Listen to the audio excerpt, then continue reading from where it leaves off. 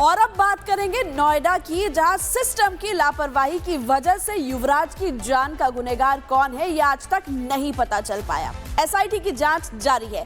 आरोप प्रत्यारोप का सिलसिला भी लगातार चल रहा है, लेकिन इसी बीच एसआईटी ने कई लोगों के बयान दर्ज किए और एक एक एंगल से लगातार जांच पड़ताल की जा रही है ताकि पता लगाया जा सके कि आखिर गलती किसकी थी। देखिए खास रिपोर्ट।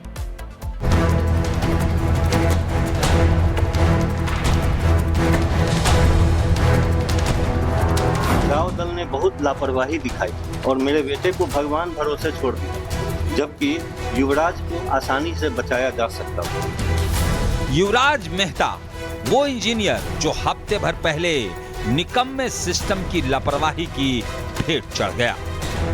उसकी जान गए हफ्ता भर हो गया।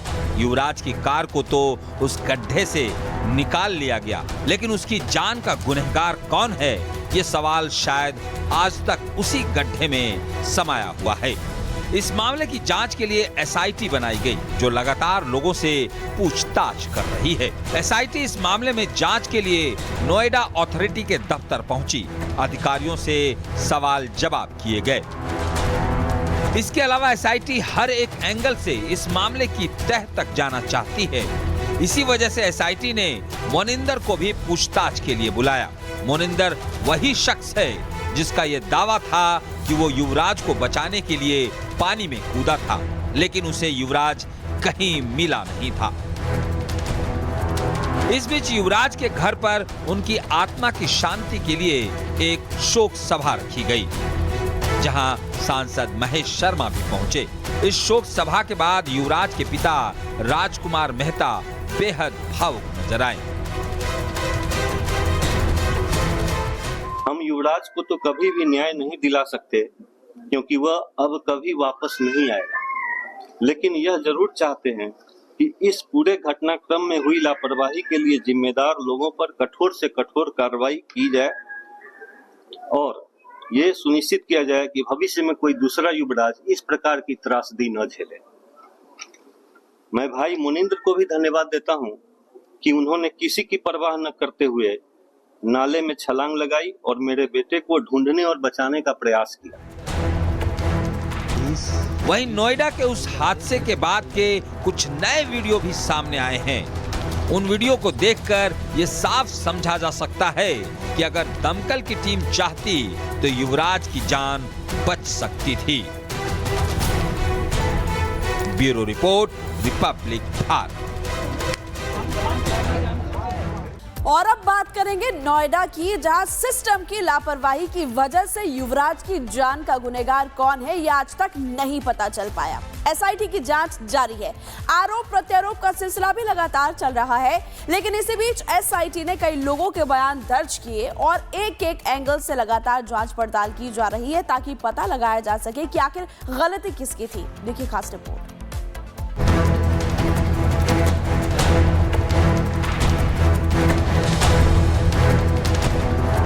गांव दल ने बहुत लापरवाही दिखाई और मेरे बेटे को भगवान भरोसे छोड़ दिया, जबकि युवराज को आसानी से बचाया जा सकता था। युवराज मेहता वो इंजीनियर जो हफ्ते भर पहले निकम्मे सिस्टम की लापरवाही की भेंट चढ़ गया।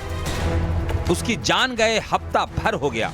युवराज की कार को तो उस गड्ढे से निकाल लिया गया, लेकिन उसकी जान का गुनहगार कौन है ये सवाल शायद आज तक उसी गड्ढे में समाया हुआ है।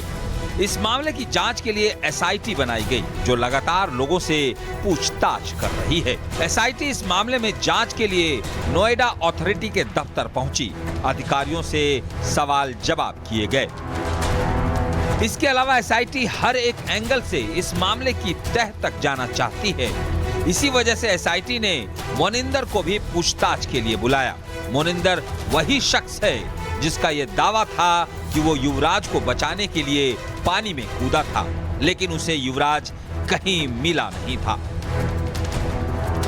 इस बीच युवराज के घर पर उनकी आत्मा की शांति के लिए एक शोक सभा रखी गई, जहां सांसद महेश शर्मा भी पहुंचे। इस शोक सभा के बाद युवराज के पिता राजकुमार मेहता बेहद भावुक नजर आए। हम युवराज को तो कभी भी न्याय नहीं दिला सकते, क्योंकि वह अब कभी वापस नहीं आएगा। लेकिन यह जरूर चाहते हैं कि इस पूरे घटनाक्रम में हुई लापरवाही के लिए जिम्मेदार लोगों पर कठोर से कठोर कार्रवाई की जाए और ये सुनिश्चित किया जाए कि भविष्य में कोई दूसरा युवराज इस प्रकार की त्रासदी न झेले। मैं भाई मुनिंद्र को भी धन्यवाद देता हूं कि उन्होंने किसी की परवाह न करते हुए नाले में छलांग लगाई और मेरे बेटे को ढूंढने और बचाने का प्रयास किया। वहीं नोएडा के उस हादसे के बाद के कुछ नए वीडियो भी सामने आए हैं। उन वीडियो को देखकर ये साफ समझा जा सकता है कि अगर दमकल की टीम चाहती तो युवराज की जान बच सकती थी। Bureau report, Republic Bharat. और अब बात करेंगे नोएडा की, जहां सिस्टम की लापरवाही की वजह से युवराज की जान का गुनहगार कौन है यह आज तक नहीं पता चल पाया। एसआईटी की जांच जारी है। आरोप प्रत्यारोप का सिलसिला भी लगातार चल रहा है, लेकिन इसी बीच एसआईटी ने कई लोगों के बयान दर्ज किए और एक एक एंगल से लगातार जांच पड़ताल की जा रही है ताकि पता लगाया जा सके कि आखिर गलती किसकी थी। देखिए खास रिपोर्ट।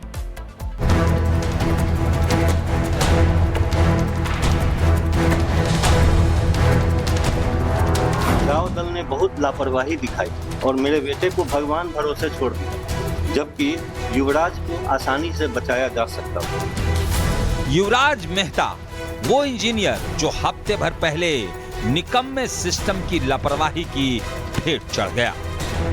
उसकी जान गए हफ्ता भर हो गया। युवराज की कार को तो उस गड्ढे से निकाल लिया गया, लेकिन उसकी जान का गुनहगार कौन है ये सवाल शायद आज तक उसी गड्ढे में समाया हुआ है। इस मामले की जांच के लिए एसआईटी बनाई गई, जो लगातार लोगों से पूछताछ कर रही है। एसआईटी इस मामले में जांच के लिए नोएडा अथॉरिटी के दफ्तर पहुंची। अधिकारियों से सवाल जवाब किए गए। इसके अलावा एसआईटी हर एक एंगल से इस मामले की तह तक जाना चाहती है। इसी वजह से एसआईटी ने मोनिंदर को भी पूछताछ के लिए बुलाया। मोनिंदर वही शख्स है जिसका यह दावा था कि वो युवराज को बचाने के लिए पानी में कूदा था, लेकिन उसे युवराज कहीं मिला नहीं था। इस बीच युवराज के घर पर उनकी आत्मा की शांति के लिए एक शोक सभा रखी गई, जहां सांसद महेश शर्मा भी पहुंचे। इस शोक सभा के बाद युवराज के पिता राजकुमार मेहता बेहद भावुक नजर आए। हम युवराज को तो कभी भी न्याय नहीं दिला सकते, क्योंकि वह अब कभी वापस नहीं आएगा। लेकिन यह जरूर चाहते हैं कि इस पूरे घटनाक्रम में हुई लापरवाही के लिए जिम्मेदार लोगों पर कठोर से कठोर कार्रवाई की जाए और ये सुनिश्चित किया जाए कि भविष्य में कोई दूसरा युवराज इस प्रकार की त्रासदी न झेले। मैं भाई मुनिंद्र को भी धन्यवाद देता हूं कि उन्होंने किसी की परवाह न करते हुए नाले में छलांग लगाई और मेरे बेटे को ढूंढने और बचाने का प्रयास किया। वहीं नोएडा के उस हादसे के बाद के कुछ नए वीडियो भी सामने आए हैं। उन वीडियो को देखकर ये साफ समझा जा सकता है कि अगर दमकल की टीम चाहती तो युवराज की जान बच सकती थी। Bureau report, Republic Bharat.